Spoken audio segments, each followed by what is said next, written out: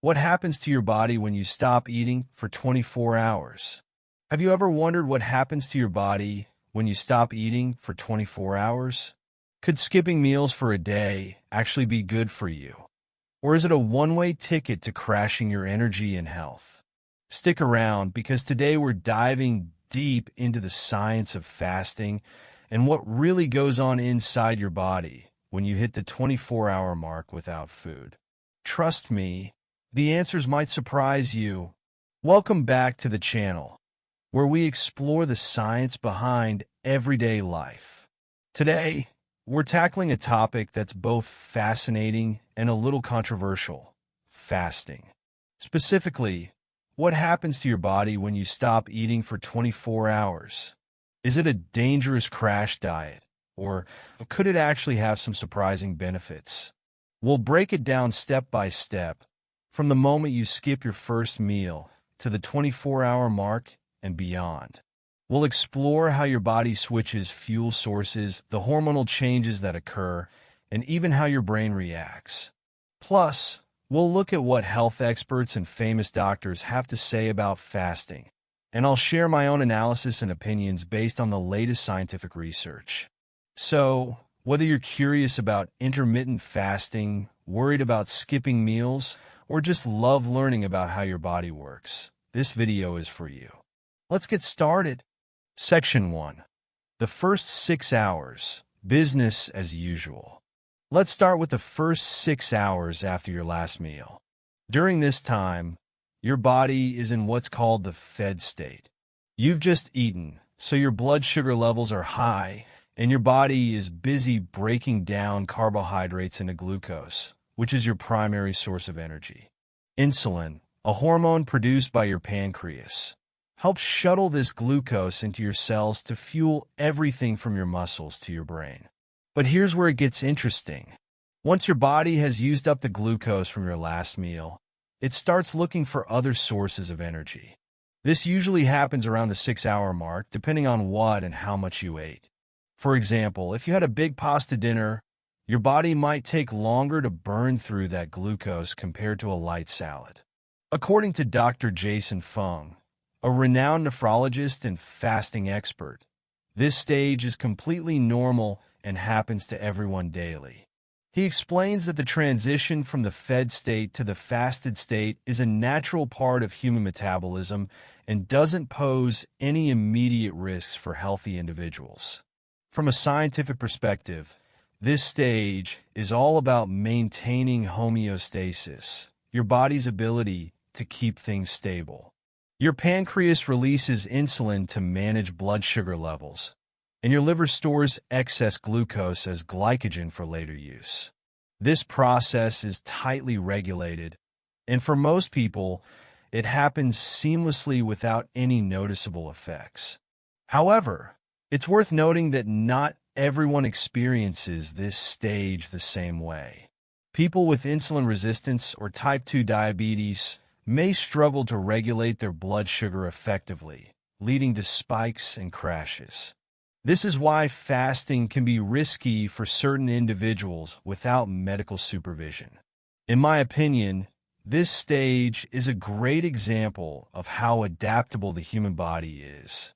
It's designed to handle periods of feasting and fasting, and the first 6 hours are just the beginning of that process. But what happens when your body runs out of glucose? Let's move on to the next stage. Section 2. 6 to 12 hours, entering the fasted state. Between 6 and 12 hours after your last meal, your body enters the post-absorptive state. This is when your blood sugar levels start to drop, and your body begins to tap into its stored energy reserves. The first place it looks? Your liver. Your liver stores glucose in the form of glycogen, and during this stage, it starts breaking down glycogen into glucose to keep your blood sugar level stable. This process is called glycogenolysis. But here's the catch.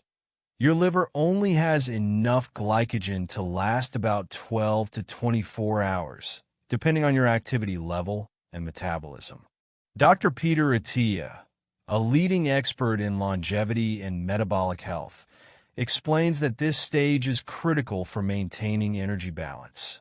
He notes that glycogenolysis is a well-regulated process that ensures your body has a steady supply of glucose, even when you're not eating.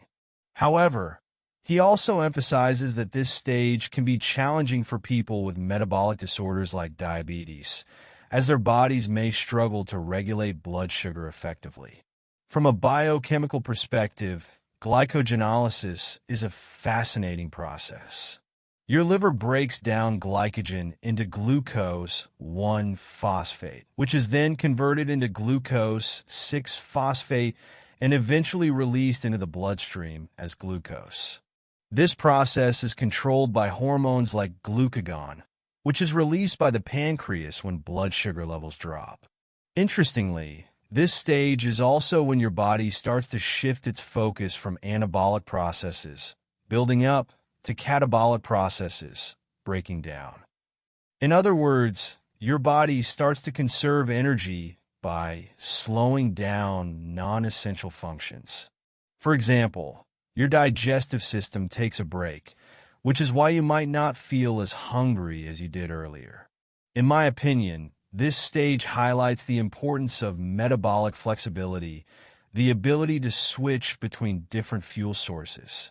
People with good metabolic flexibility tend to handle fasting better because their bodies can efficiently transition from glucose to glycogen and eventually to fat.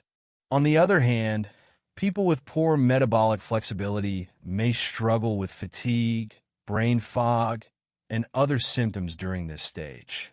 But what happens when your glycogen stores run out? Let's move on to the next stage. Section 3. 12 to 18 hours, switching to fat burning. Once you hit the 12-hour mark, things start to get really interesting. This is when your body begins to transition from burning glucose to burning fat for energy. This process is called ketosis, and it's a key part of fasting. As your glycogen stores run low, your body starts breaking down fat into molecules called ketones, which can be used as an alternative fuel source.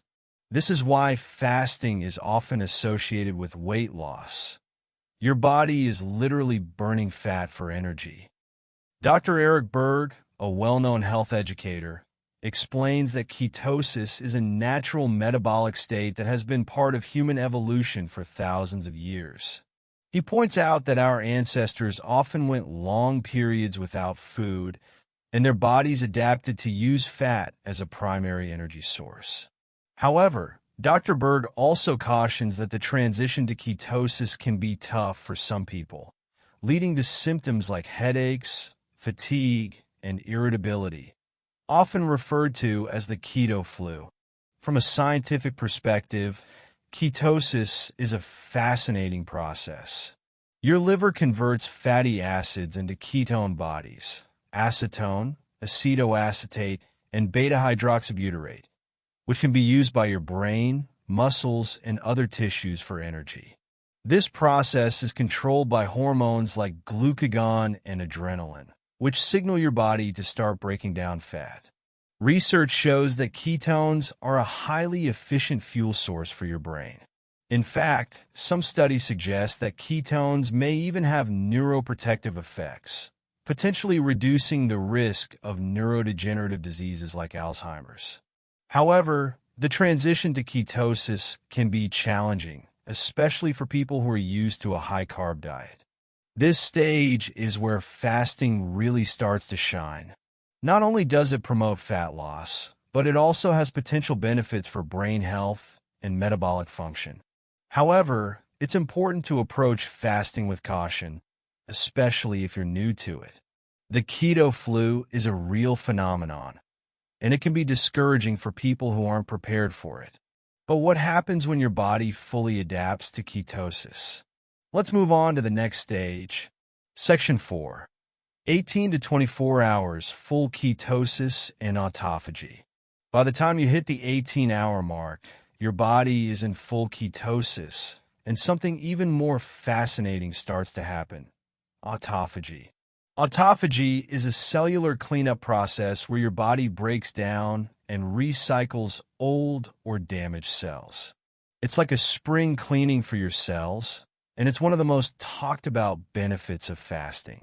Research suggests that autophagy can help protect against diseases like cancer, Alzheimer's, and even aging. It's your body's way of getting rid of the junk and making room for new, healthy cells. Dr. Walter Longo, a leading researcher in the field of fasting and longevity, has extensively studied autophagy. He explains that fasting triggers this process by putting mild stress on your cells, which forces them to become more efficient and resilient. However, Dr. Longo also emphasizes that autophagy is a complex process that requires more research to fully understand its long-term effects.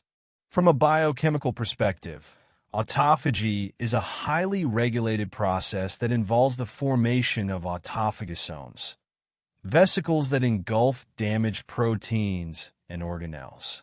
These autophagosomes then fuse with lysosomes, which break down the contents into reusable components.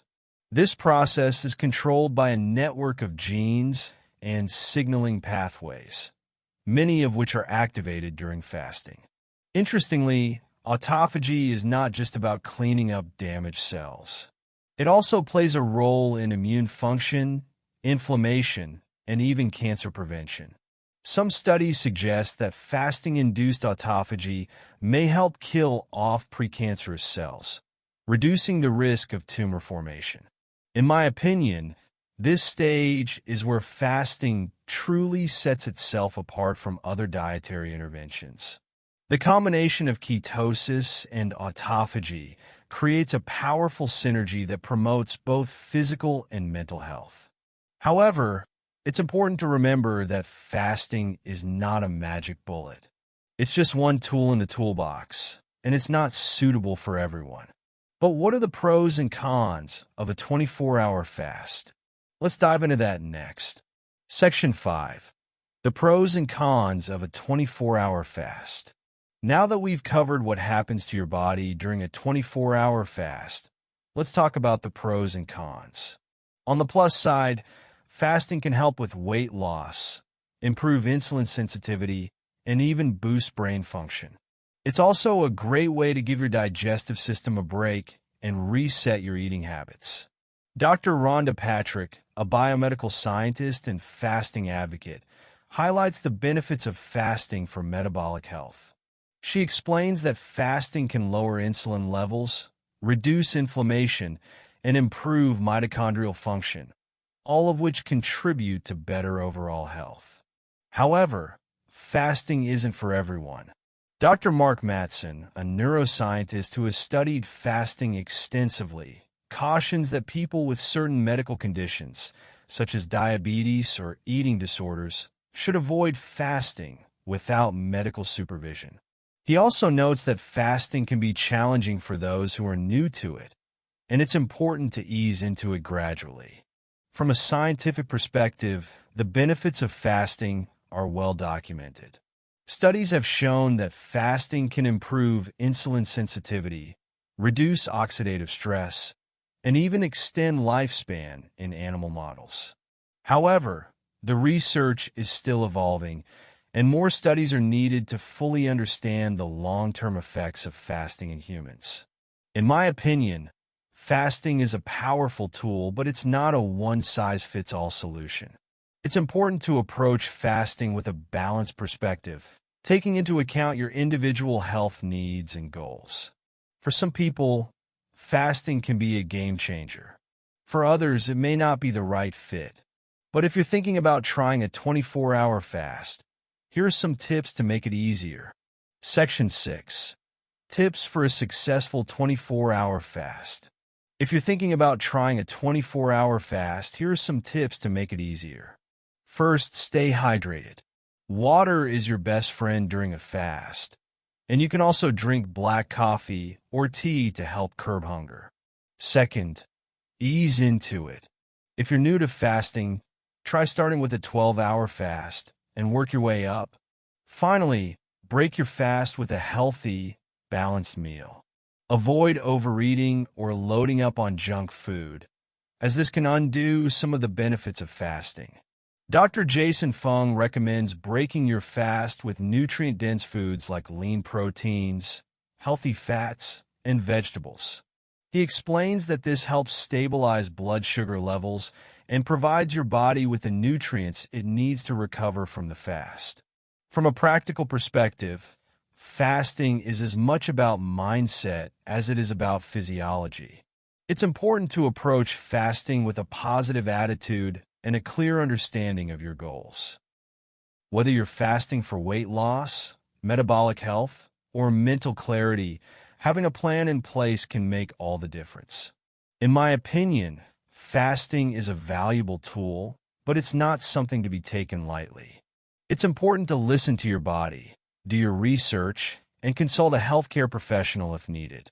With the right approach, fasting can be a powerful way to improve your health and well-being. So, what happens to your body when you stop eating for 24 hours? As we've seen, it's a complex process that involves everything from glycogen breakdown to ketosis and autophagy. While fasting can have some amazing benefits, it's not a one-size-fits-all solution. The key is to listen to your body, do your research, and consult a professional if needed. If you found this video helpful, don't forget to give it a thumbs up and subscribe for more science-backed content. And if you've tried fasting before, let us know in the comments. We'd love to hear about your experience. Thanks for watching, and we'll see you in the next video. Thanks for watching. Don't forget to like, comment, and subscribe for more videos like this. See you next time.